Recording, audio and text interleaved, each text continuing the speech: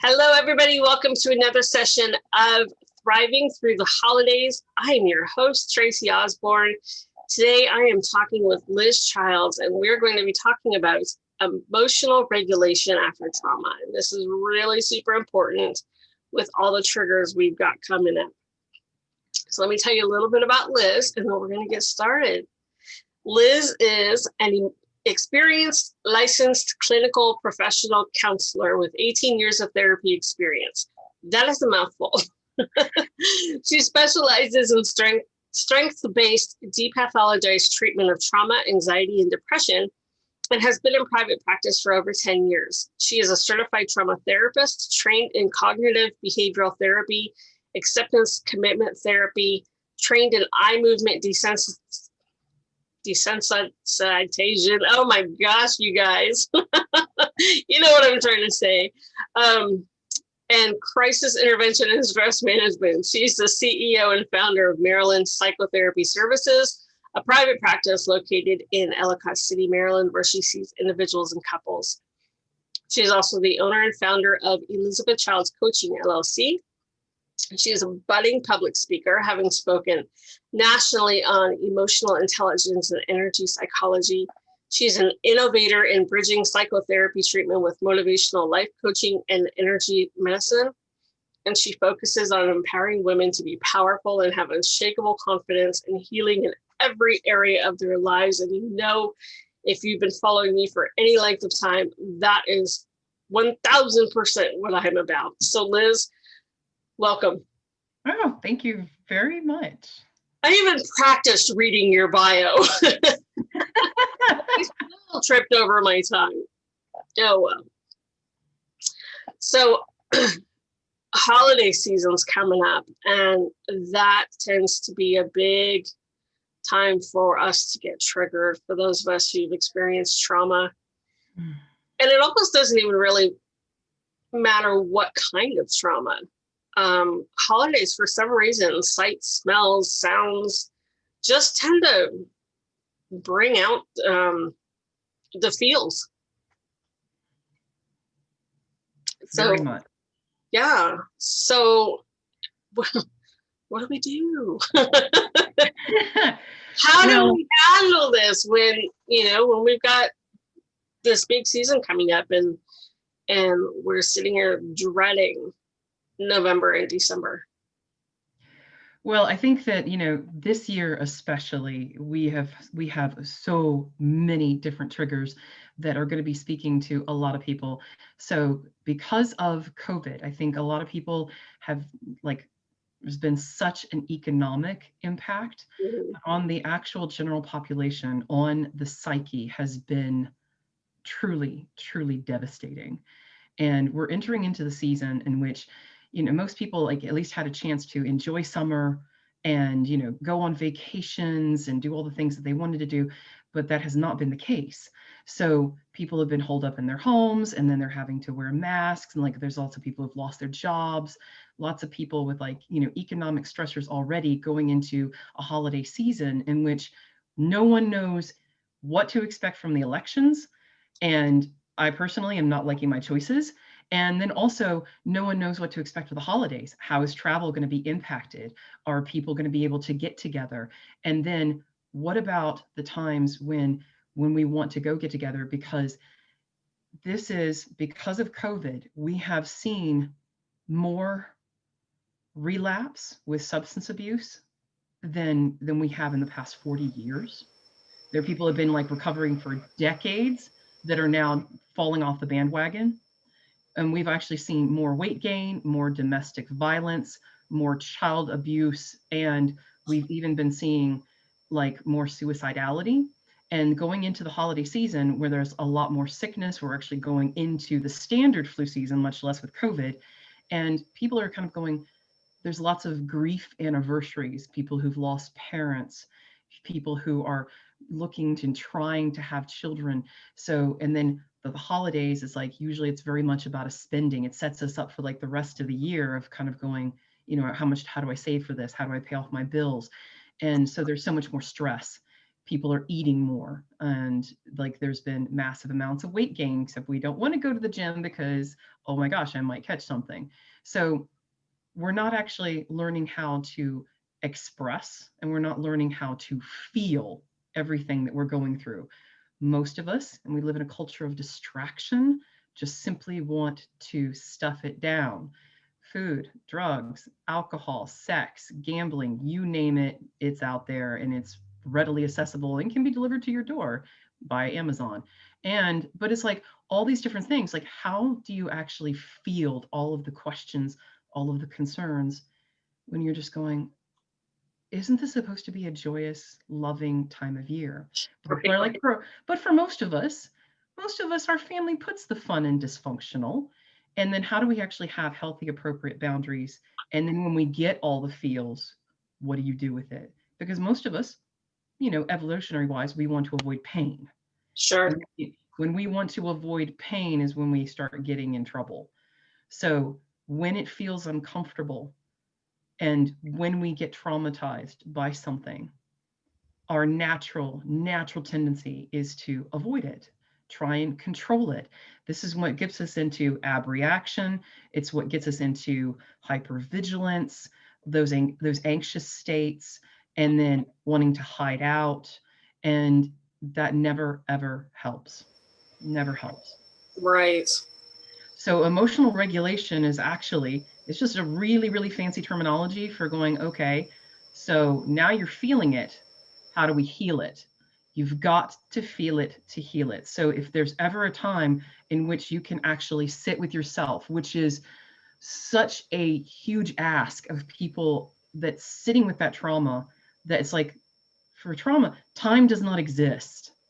So it's like when you get triggered by a family member or someone saying something, a particular time of year, a sight, a sound, a smell, a touch, whatever that is, to be able to sit in your feelings with that and being able to process it and move through it is going to make all the difference in the world. But what do we avoid most of all? Avoid feeling it, because your ego is going to lie to you and tell you, I can't handle it. If I feel this, I will always feel it. Hmm. And that's simply not the case. So, Yeah. one of the best things that we can do around the holidays is what I tell people all the time is like, there's actually a few steps that are extraordinarily helpful, especially when someone triggers you. Is one, make sure that you're not alone with whatever is triggering you. So, for example, if it's a family member or that family friend, or some type of like, make sure that you number one, you set a time that you're going to go to the party, be at the house or whatever. Two, make sure that you're never alone with that person or that stimulus. And then three, it's like, have some support that you actually go with someone, agree on a signal that it's like, if you get triggered or if you can't handle it, it's time to go. And Hmm. so in that way, they feel like they're not alone and they're not handling it alone. So, and then be able to talk about it. And then last part, which you can do, which I highly recommend before and after, find something that you like to do in which you move your body. So like you're actually emoting, because emotions are designed not to just feel up here and be locked in your head, because that's super, super easy to do, which is only going to amp up your trauma response and get you all emotional and excited and upset.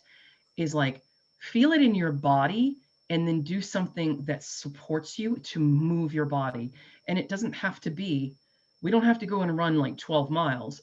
We can actually just go take a walk. We can listen to some music. We can dance. We can actually take a nice hot bath, whatever it is that is going to calm the nervous system and get you out of that trauma response is going to be very helpful. And spending time with yourself. So this is how we learn how to regulate our emotions. You don't learn how to regulate your emotions and when you're already triggered. That's like trying to meditate when your boss is yelling at you. In that moment, it doesn't work, which is why we need to practice every day.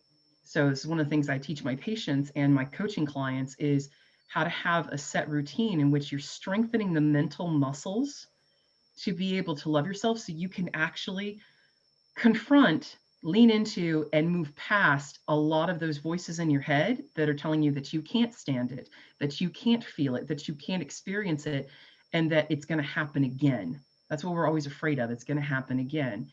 Right. It can never happen in the way that it happened before because you're not that person. And this is what I tell my people. It's like, you have a 100% success rate. You're still here. There is a reason that you are still here. And there's a way in which we can actually feel those feelings and be able to move through them without them debilitating us.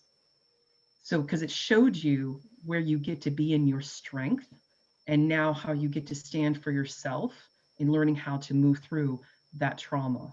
So it never happens again in the same way. So you're much stronger than you realize, or more than your mind wants to trick you that you are, because we're always telling ourselves, but I can't stand it. But you can. So, and that's part of the beauty of it. When we can actually regulate that and we can learn how to speak back to those sabotaging Mm-hmm. voices in our heads, this is how we overcome trauma. This is how we actually find our strength through it. And don't you find that that voice that wants to keep us in that from healing, wants to keep us in victim mentality? Absolutely. And he's just got to tell him to shut up. You're not listening, you know. Well, you do, but here's the thing. Like, I think a lot of times people get into this dichotomy of good, bad, right, wrong feelings. And it's like all of your feelings are designed. Here's the kicker. It's like in the mind, an emotion is only designed to last 120 seconds. Like, let's think about that. Really, 120 seconds. And I know what you're thinking, but Liz, I get depressed and I get anxious and I get stressed out and it seems to go on forever. Mm-hmm. That's not the emotion. The emotion is 120 seconds. The feeling is what you are making up about the emotion. And that's what keeps you stuck in the trauma. Because what are you telling yourself? So what you actually run your life on is only 10%. That's your conscious. That's your conscious mind.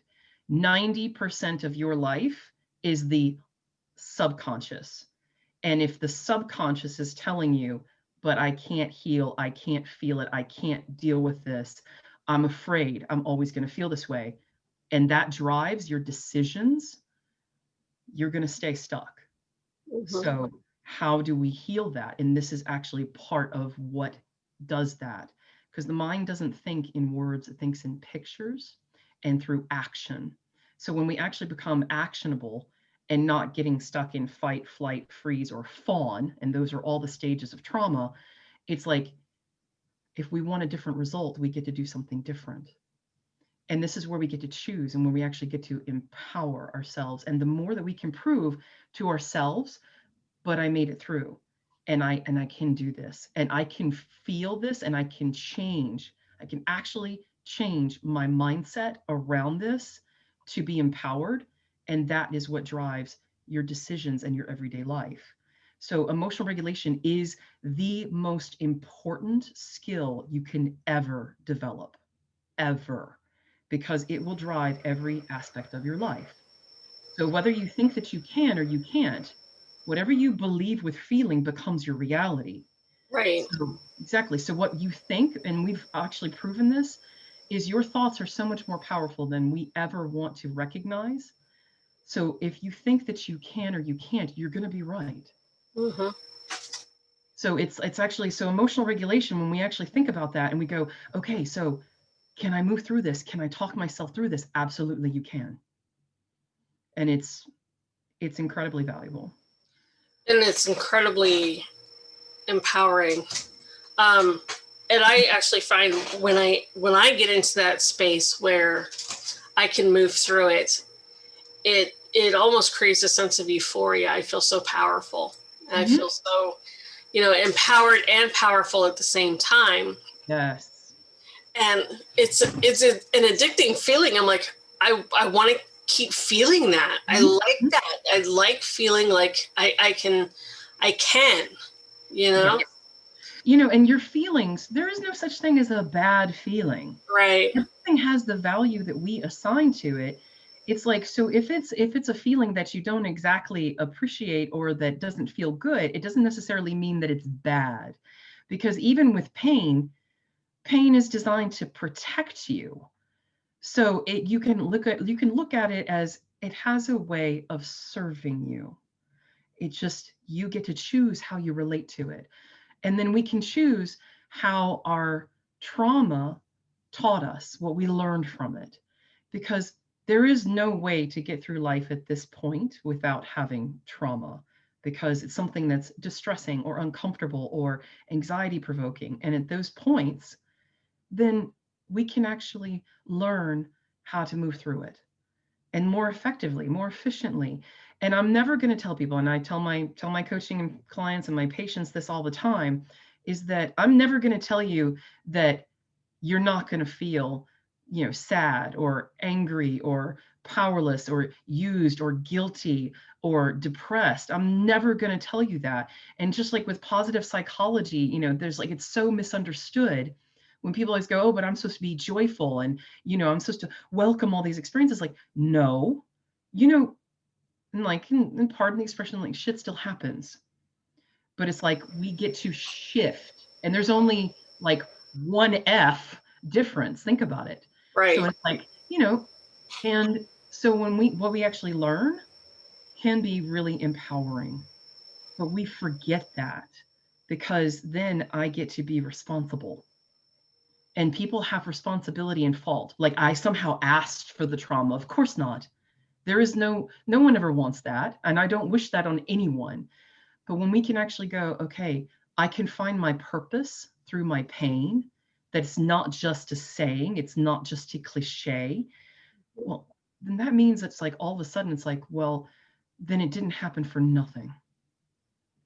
And then I can be empowered. Wow, that's pretty powerful stuff right there.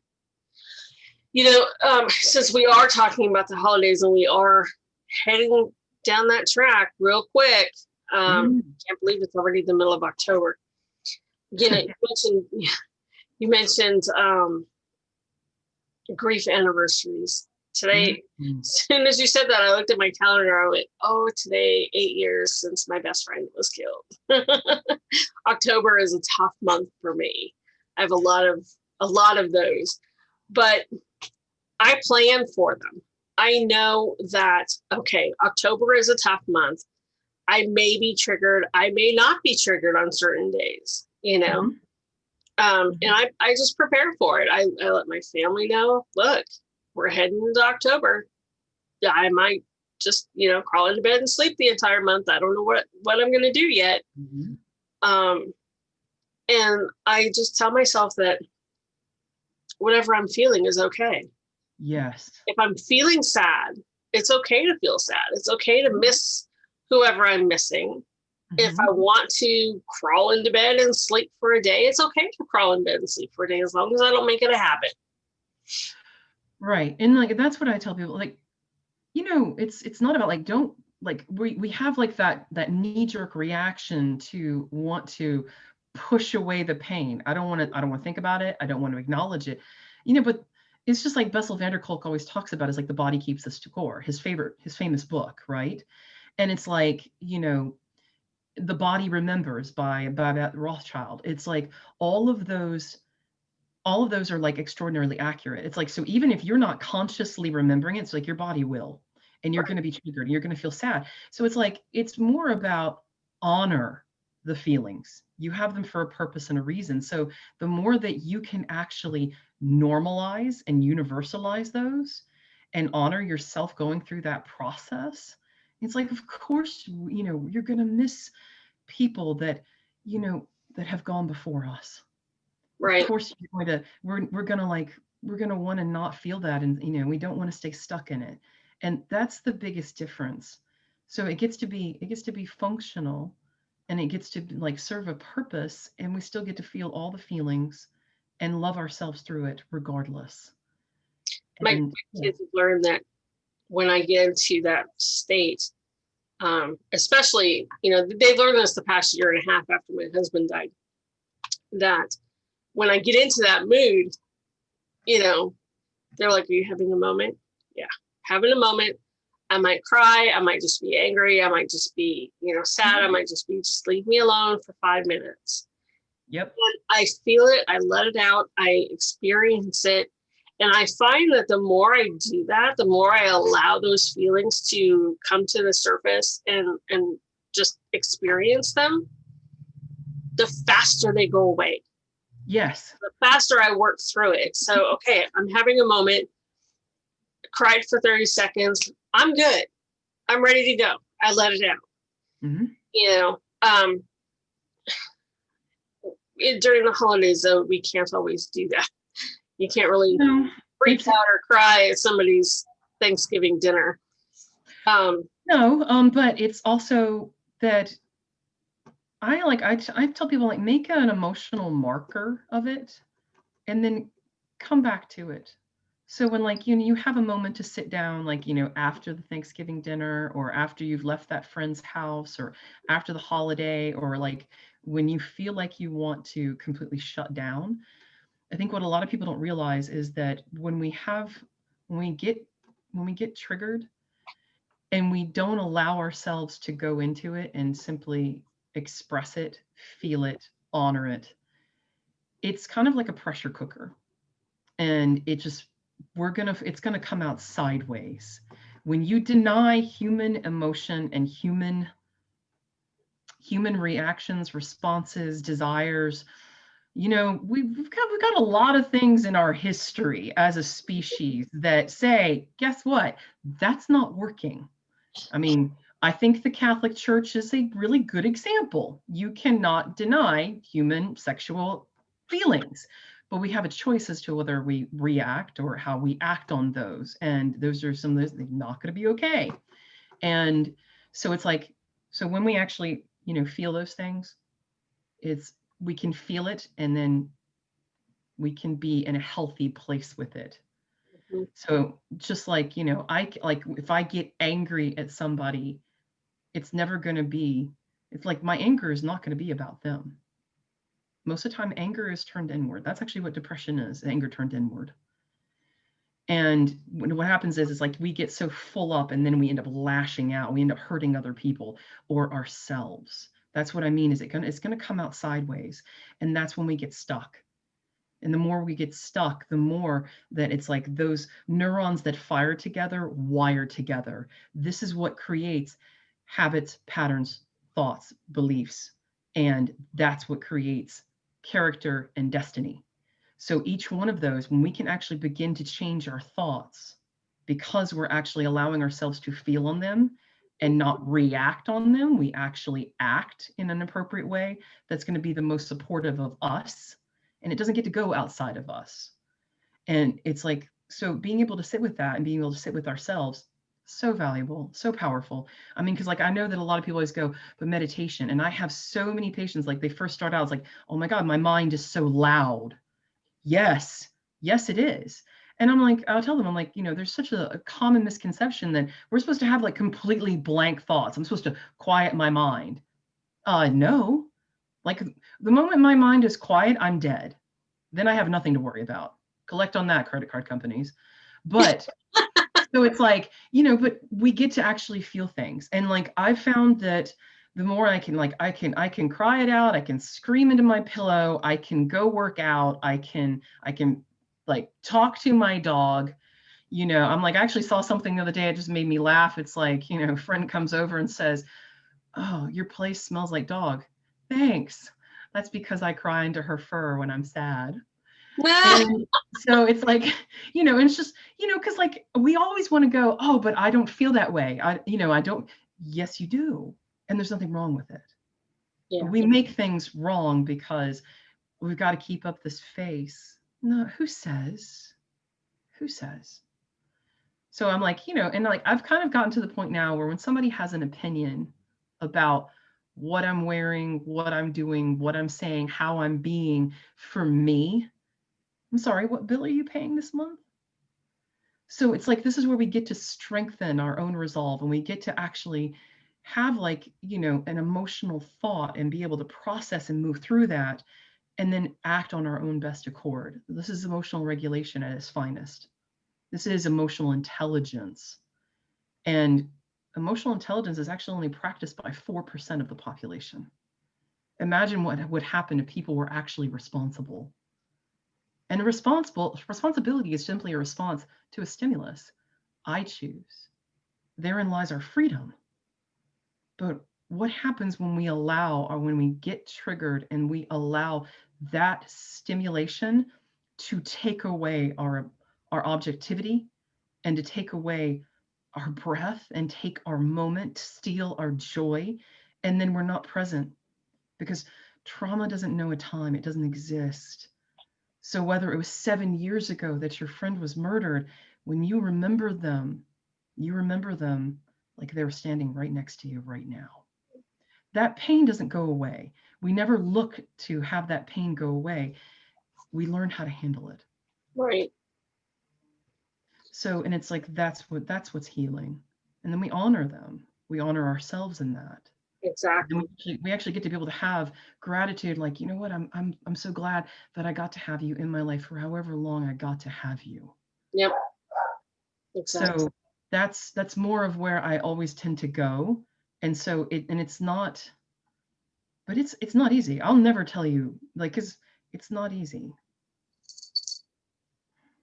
If it was easy, everybody would do it. Well, if it's easy, if it was easy, I wouldn't have a job. Right. And and then it's like, I'd be like a guru or something. I don't know. I'd be making like a couple billion a year, like Tony Robbins or something.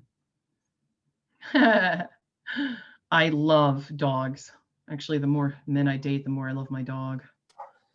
My boyfriend just got home from the store, and so now they're going crazy. But it's good timing because we're right at the end of our talking. So see if I can get her to quiet down for just a second. You said your who came home? My boyfriend. Ah. Yes. Yeah. I've moved on. Well, not moved on. I've moved forward. Mm. Yeah. Good for you. That's a whole different phone call. Oh, absolutely. And you know what? There's always like, that's where we get to grow. And that's why I always tell people, go where you can grow. Like, what's actually important to you? And it's like really sitting down with yourself and figuring that out. And it's like, there's no right or wrong answer. So like, and when I decided to stop listening to what everybody else said that I should be doing, and then just listen to what I wanted, my life was really turned around. Kind of amazing what happens when you live life with your own integrity. Funny that, yeah. Yeah, absolutely. Well, Liz, this has been absolutely amazing. Thank you so much. I was really looking forward to this. I've been following you. I don't know. I've been following you for however long on Facebook, and I watch your lives and stuff, and I'm like, I can't wait to talk to this woman. Well, I'm treating trauma is my passion. And it's so for anyone who ever follows me, I empower curvy women to love themselves unapologetically, to release excess weight, to manifest the life they really want. And it's Love it. So it's like, but it's just like with therapy, it's like, it's never ever the presenting problem. Because women always come to me and they'll say, I want to, I'm like, I'm tired of looking like this, or I want to feel better about myself, or my job sucks. I'm stuck in this toxic relationship. My kids don't listen to me. And it's like, okay, but what's in the gap? What's underneath all that you're not feeling, that you're not actually dealing with? And that's the underlying trauma. And we all have those things. We do. Me too. So yeah, so I'm like, hey, absolutely. I would love to talk to you. Like, anybody that wants to reach me, you can find me on Instagram. It's just LizChilds_coaching. We'll have all your stuff underneath the video. So I'll have all your information underneath this. So those of you watching, you can get out there, find Liz. Definitely follow her on Facebook so you can follow her lives. Doing one today. She is amazing. Absolutely amazing. So thank you for joining us. Thank you again, Liz, for joining us for this summit. And we will talk to you in the next session. Excellent. Thank you so much.